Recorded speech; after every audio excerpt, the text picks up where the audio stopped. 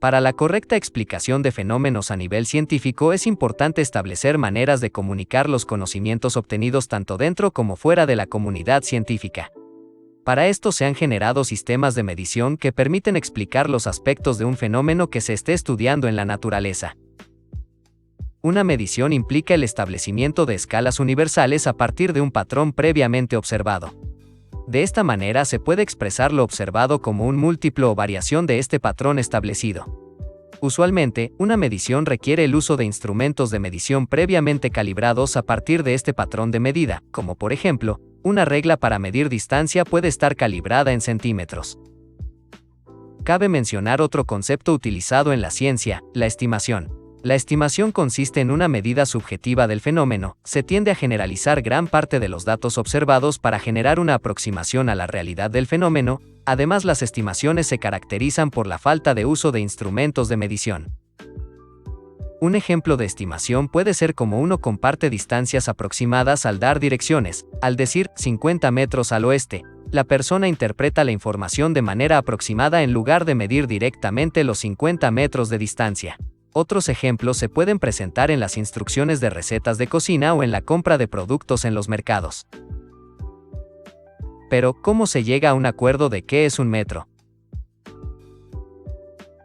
Desde 1960 se estableció un sistema internacional de unidades, SI, donde se propusieron 7 unidades principales para describir las propiedades de la materia.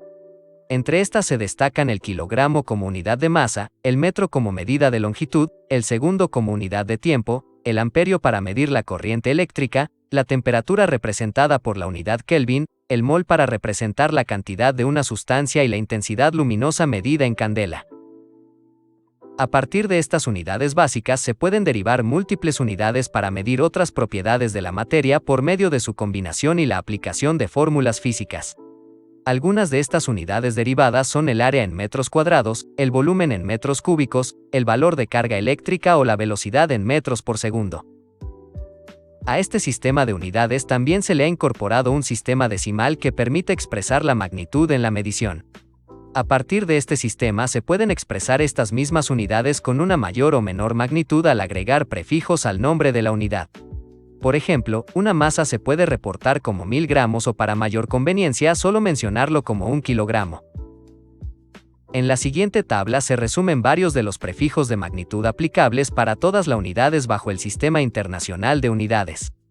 Como se puede observar, se contemplan prefijos, tanto para proporciones grandes como pequeñas. Por otro lado, es importante mencionar cómo se realizan estas mediciones y la variedad de instrumentos que se han desarrollado para este fin. Cada instrumento que se puede encontrar cuenta con una determinada exactitud, es decir, qué tan cerca son las medidas que otorga a la realidad, así como una determinada precisión, que se refiere a la capacidad de obtener el mismo resultado bajo las mismas condiciones al repetir la medición múltiples veces. Entre los instrumentos más comunes para realizar mediciones, se destacan el termómetro para medir temperaturas, cronómetros para medir tiempo, balanzas para determinar masa, reglas para medir distancia y multímetro para medir la corriente eléctrica. En el día a día es necesario entender de manera aproximada algunas medidas, como la distancia en metros para orientarse y navegar las calles, medidas como kilogramos y litros para la compra de alimentos, y por supuesto, la medida de tiempo que nos permite organizar las actividades de cada día.